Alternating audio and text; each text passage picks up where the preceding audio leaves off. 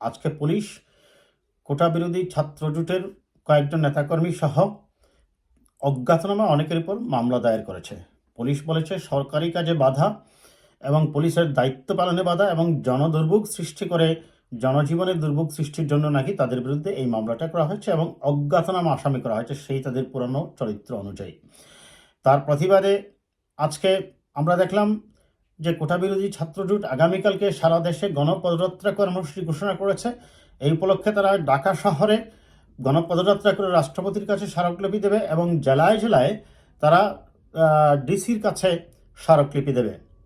অন্যদিকে বরাবরের মতো বাংলাদেশ ছাত্রলীগ আজকে সাংবাদিক সম্মেলন করে তারা গণপদযাত্রা উপলক্ষে গৃহীত কর্মসূচি এবং কোটা বিরোধী ছাত্রজোটের নেতাকর্মীদের হুঁশিয়ারি দিয়েছে এবং বলেছে তারা যে কোনো ধরনের অপতৎপরতা রুখে দেবে।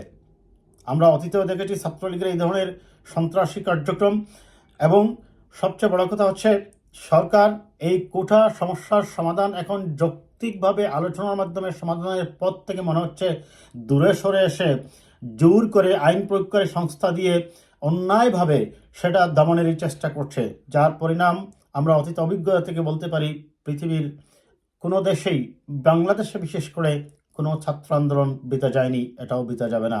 আমরা আশা করব সরকার যথাযথ পদক্ষেপ নিয়ে এটার আশু সমাধান করবে।